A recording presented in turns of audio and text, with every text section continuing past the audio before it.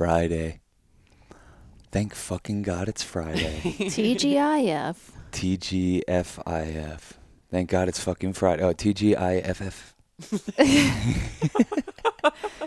It's a gift. Oh my God. Too high to be recorded. Here we are. It's the come up. It's Friday. We're Trinity Infinity. Let's do it.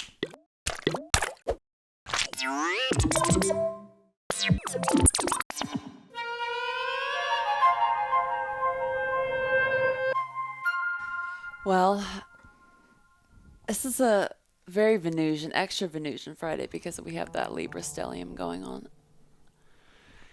I don't know what we're talking about. But like Venus is like love's day. That's why Friday's so great for love, and that we have like the sun being in Libra most significantly right now. Which Yeah, we have that Libra stellium we talked about last time. So just lots of Venus energy, lots of coming together, which lots of harmony. at a time. Yeah, lots of harmony, which hopefully people are appreciating interpersonally, but also hopefully as we get back out into the community slowly, you know, at some weird abstract idea of normalcy, we're coming back to companionship a little bit more and focusing on coming together a little bit more too, you know. Today's a good day for love.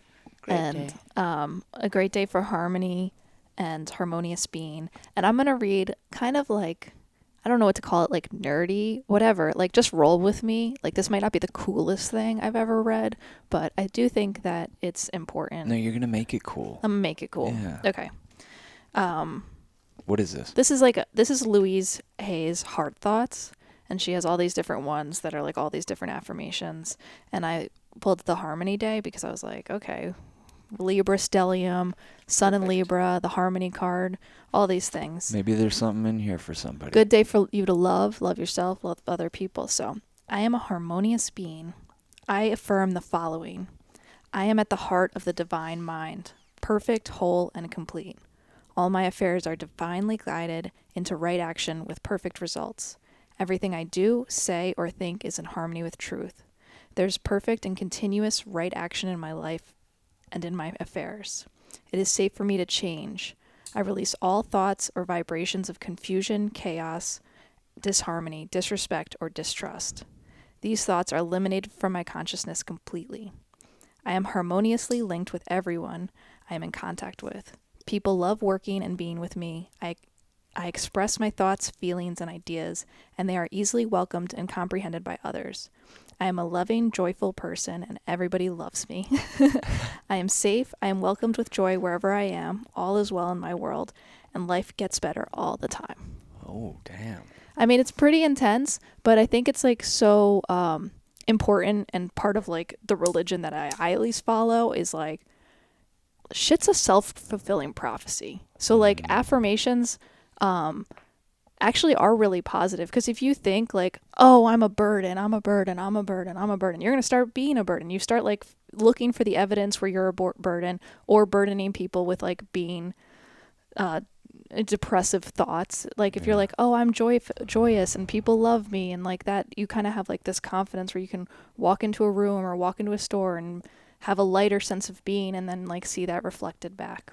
Mm-hmm. So I guess, you know, whatever. We're starting it off like that. Oh, Yeah. Hell yeah. Yeah. Yeah, making magic with air, with your voice. I think we all underestimate the power of our voice and the physical sound waves that come out of it, and the emotional force and magnetism that they carry. And that's what people hear. That's what people hear when they listen to music and when you sing. Yeah, what you believe is what will manifest, and speaking things like affirmations into existence can be really helpful to bolster beliefs. Yeah. Because we tend to believe things we hear, whether it's from ourselves or other people, and most certainly from yourself. So, yeah, I think affirmations are great.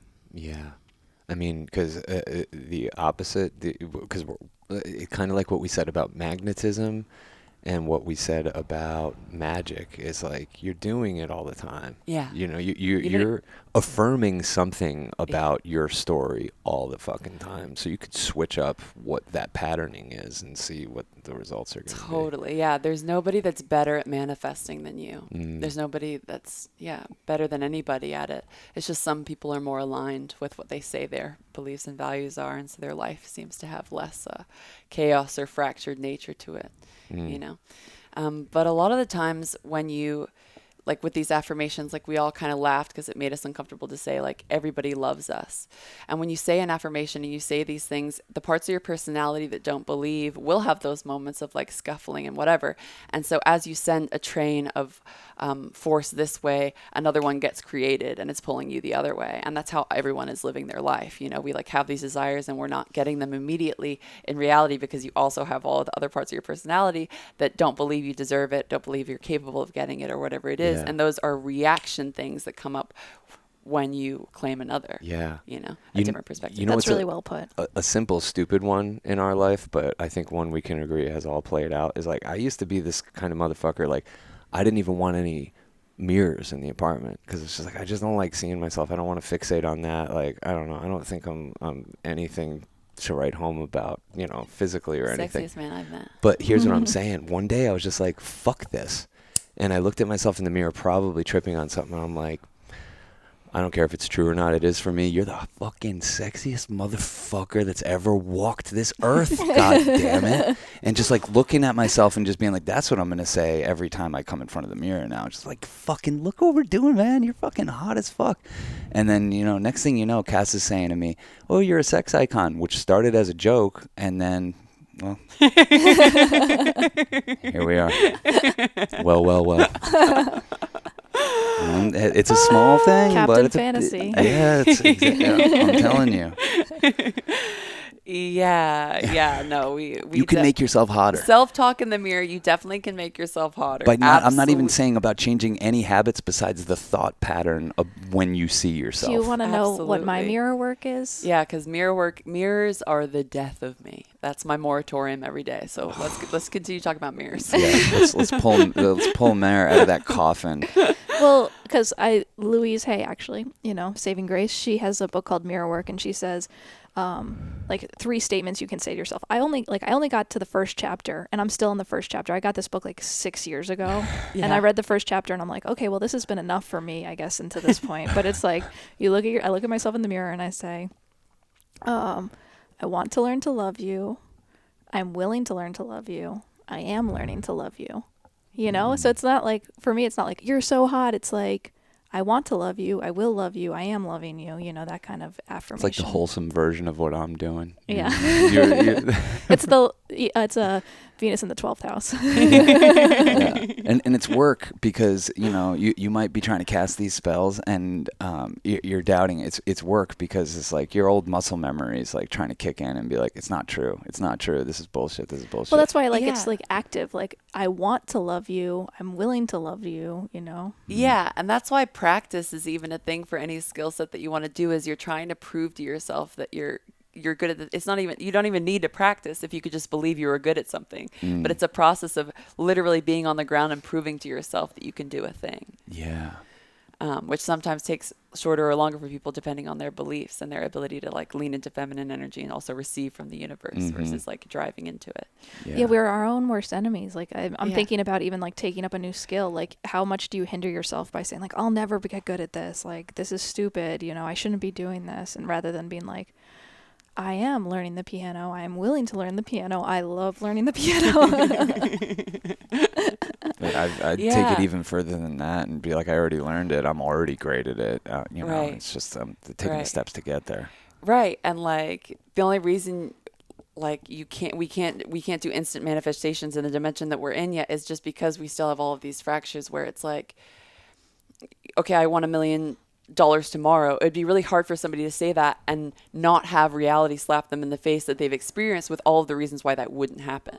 Right. But you could do it. You could do that manifestation if you were somehow able to align all of the parts of yourself that are also connected to the other magnets out there, looking like collective consciousness, holding their own beliefs and thought forms and thought patterns that are going against the ones that you want to put out into the universe. And if you were somehow able to hold it down, you really could do instant manifestation. And that's the dimension we're heading towards. Yeah. But at what cost? You know, that's what I always wonder with magic is like, you might think you want a certain thing, but it might cost you X, Y, Z of other things. You know, to get into this reality timeline where you're have $1 million, who knows what needs to happen to other people.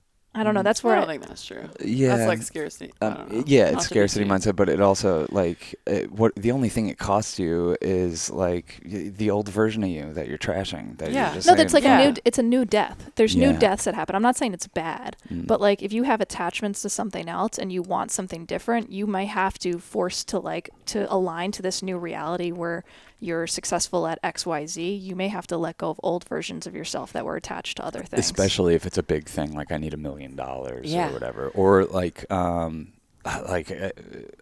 sure I've brought it up in other times, but like my family stopping Caitlin's seizures the day Aaron was born. Caitlin was Yeah. having 300 seizures a day for 3 years, and the doctors were like, this will never be controlled. She'll never have a normal life. She'll never be able to like really develop in any kind of significant way. And we just chose a timeline where a miracle was possible. And we didn't question that thing. And just a lot of people just started buying into it.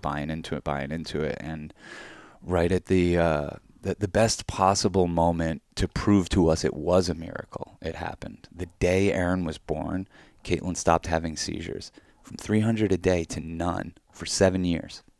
Crazy. Yeah. Yeah, it's obviously one of my favorite stories or occurrences that you talk We about in your were life. on the and- fucking front page of the newspaper. Like, no one could explain it. She had a clean EEG. The doctors couldn't even explain it. And, you know, it's one of those things. It's like, I think we lost sight of that. I think in order to have maintained Caitlin's health, we couldn't be in a mindset of waiting for the other shoe to drop. When are these going to come back?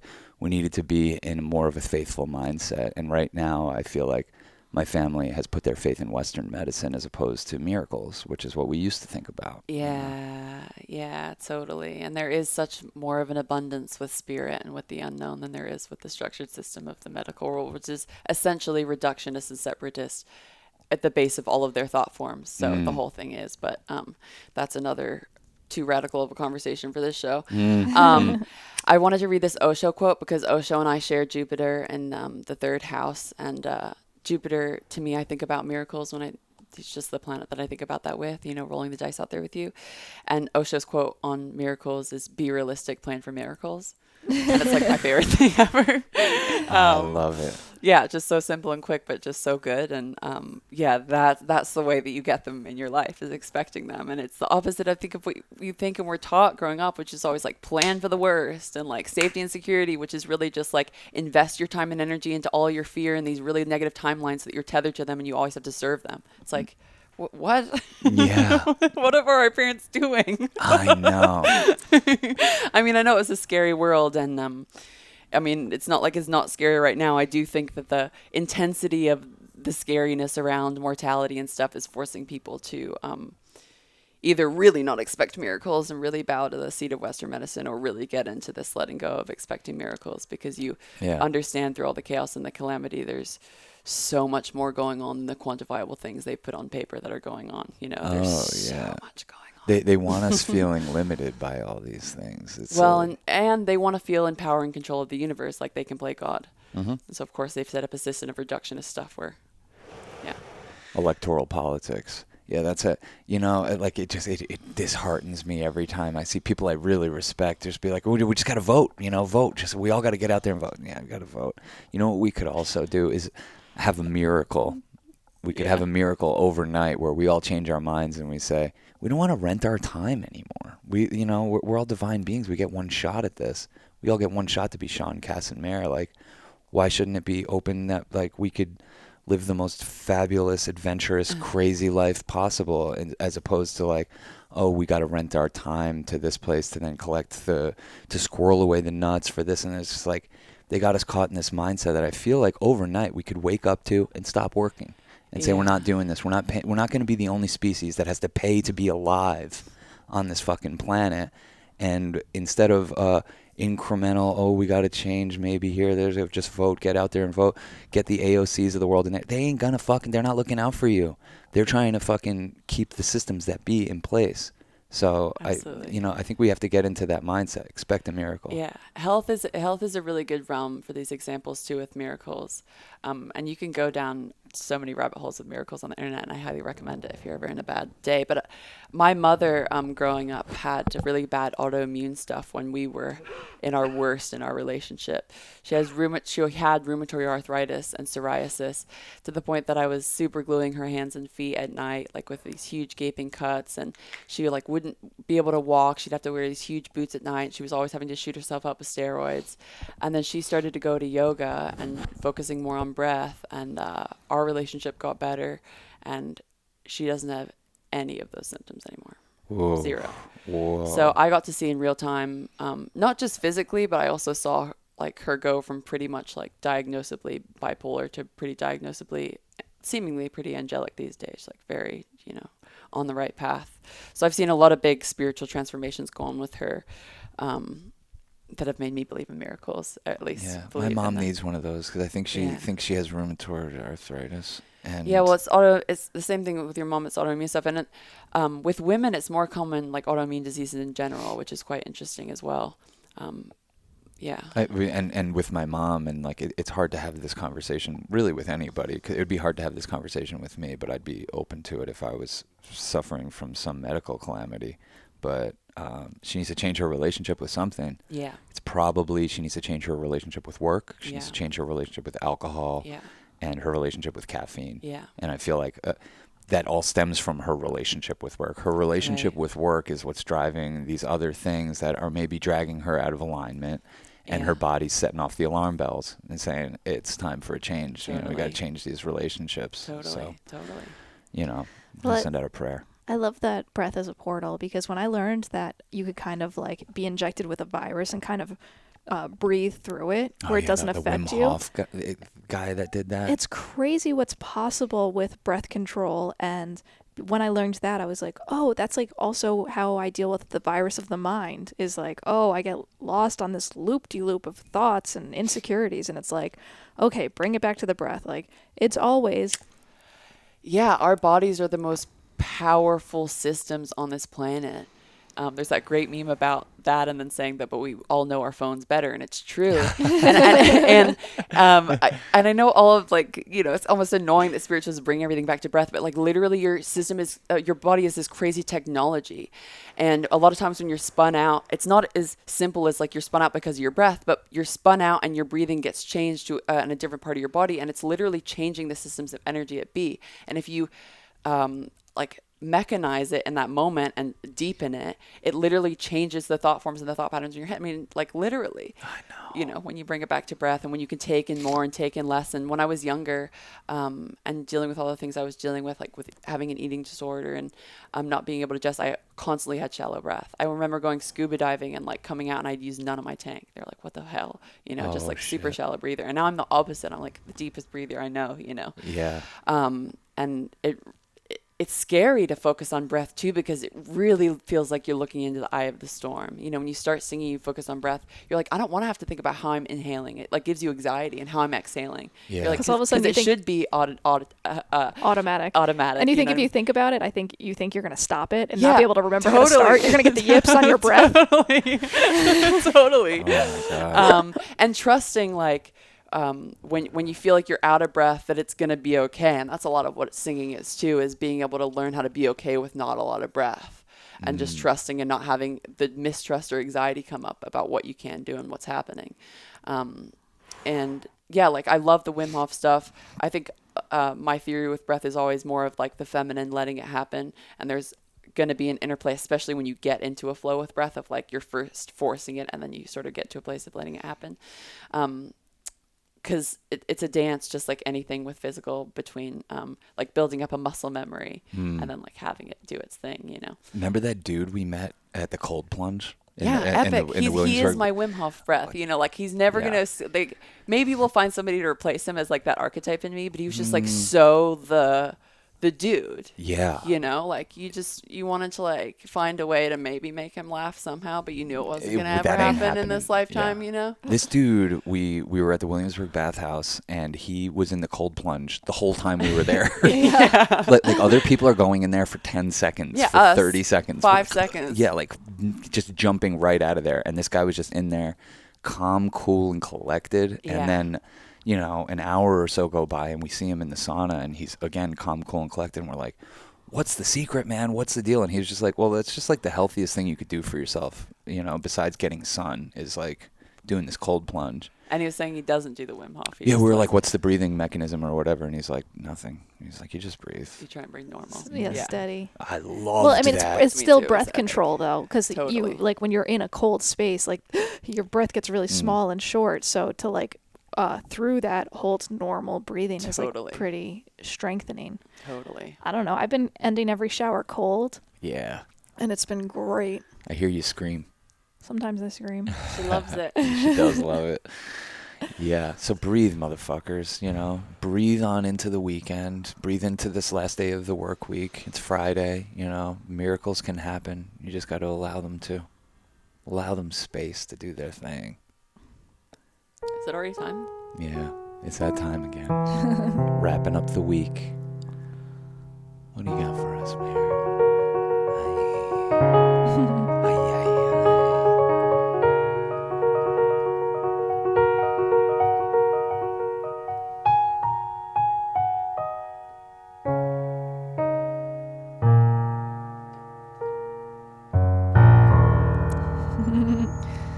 Thank Yes. you. Thank you guys. We'll see you next week. Peace, love, and magic.